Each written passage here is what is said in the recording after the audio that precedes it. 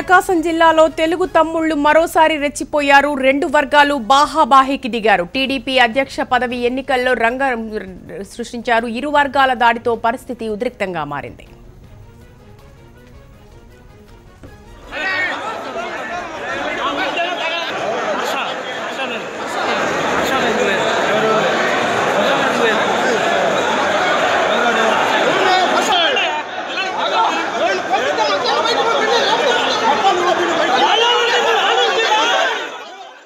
ముందస్తు షెడ్యూల్ ప్రకారం A1 convention హాల్లో టీడీపీ జిల్లా అధ్యక్ష పదవికి షెడ్యూల్ నిర్ణయించారు.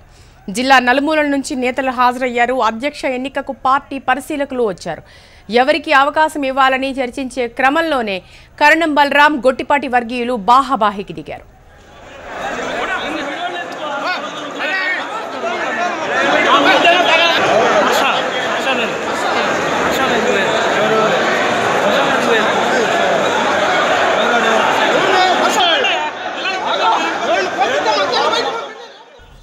కరణం బలరాం వర్గీయులు ముందుగా కన్వెన్షన్ హాల్కు వచ్చారు. ఆ తర్వాత గొట్టిపాటి వర్గీయులు హాల్లోకి వచ్చారు. దీంతో వెంటనే బలరాం వర్గీయులు గొట్టిపాటి వర్గంపైకి దాడికి దిగారు. వేమవరంలో మా వాళ్లను చంపి సమావేశానికి ఎలా హాజరవుతారంటూ కరణం వర్గీయులు రెచ్చిపోయారు. దీంతో గొట్టిపాటి వర్గీయులు కూడా ప్రతిగా దాడి చేశారు. దీంతో పరిస్థితి ఉద్రిక్తంగా మారింది.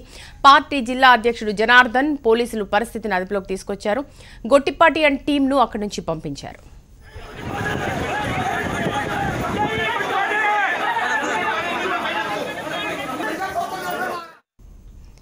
ఇక ఈ ఘర్షణకి సంబంధించి మనతో మాట్లాడటానికి గొట్టిపాటి రవికుమార్ అద్దంకి ఎమ్మెల్యే మనతో ఫోన్ లైన్లో ఉన్నారు. నమస్తే రవికుమార్ గారు. ఈ బాహాబాహికి కారణం ఏంటండి అసలు? లోపలికి వస్తా ఉన్నప్పుడు అడ్డగించే ప్రయత్నం చేశారు. అందులో చిన్నపాటి ఘర్షణ జరిగింది. అందులో మంత్రి గారు వీళ్ళందరూ వచ్చి నన్ను తీసుకొని వెళ్ళారు లోపలికి. నాతోటి మాట్లాడి అభిప్రాయ సేకరణ తీసుకొని నన్ను నా పని అయిపోయిన తర్వాత ఇంకా సార్ నేను వెనక్కి తిరిగి వచ్చేసానండి. ఇదే కార్యక్రమం చేస్తూ ఉంటారు. ప్రతిసారి ఎప్పుడు పార్టీ మీటింగ్లకు వెళ్ళినా సరే ఏదో అల్లరి మూడలు చూసుకొని వచ్చి ఇదే పరిస్థితి కొనసాగుకుంటూ ఉంటాం. అది అంటే రవికుమార్ గారు చాలా సార్లు చంద్రబాబు కూడా చెప్పడం జరుగుతుంది. అంటే ఎప్పుడు ఘర్షణ పడడం అనేది కరెక్ట్ కాదు. అందులో ఒకే పార్టీకి చెందిన వారు, ఒకే వర్గానికి చెందిన వారు ఈ రకంగా గొడవలు చేసుకోవడం ఎంతవరకు కరెక్ట్ అని ఆయన చాలా సీరియస్ అవడం కూడా మనం చూస్తుంటాం. మరి మీరు ఏమంటారు ఇప్పుడు ఈ ఘర్షణకు సంబంధించి? నేను ఎప్పుడు కూడా ఘర్షణ పోయామని కాదు. గతంలో నేను కాంగ్రెస్ పార్టీ ఎమ్మెల్యేగా 10 సంవత్సరాలు పనిచేశాను. నేను ఎప్పుడు కూడా అప్పుడు కూడా నాకు వ్యతిరేక వర్గం ఉన్నా సరే, నేను అధికారంలో ఉన్నా సరే, నేను ఎప్పుడు కూడా ఆ రకమైన సంస్కృతిని ఎంకరేజ్ చేసేవాడు కాదు. ఆ సంగతి మా జిల్లా ప్రజలందరూ కూడా నా గురించి చెప్తూ పదే మా నేలకు వస్తున్నప్పుడు మేము ప్రొటెక్ట్ చేసుకునే పరిస్థితిలో ఉన్నాం. కానీ మేము ఎప్పుడు కూడా దాడి చేసే పనిలో ఎప్పుడు కూడా లేము. అదండి.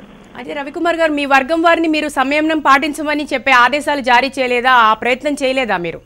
ఆదాము సమన్వయం పాటించమని చెప్పాము. చెప్పిన తర్వాత నేను అందరూ బయటకు పంపించి లోపలికి వెళ్ళాను. మంత్రి గారితో మాట్లాడి ఎమ్మటే నా నైపుణ్యాలని ఎమ్మటే నేను వెనక తిరిగి వచ్చాను.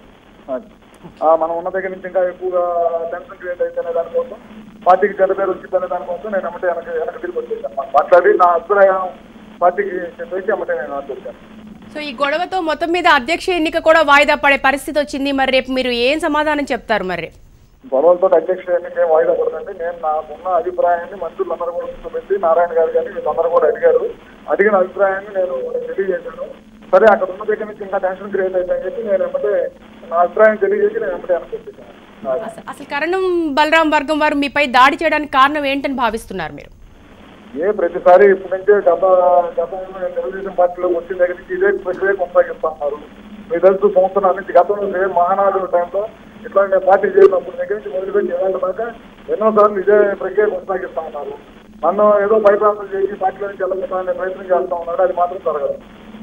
రైట్. థ్యాంక్ యూ రవికుమార్ గారు.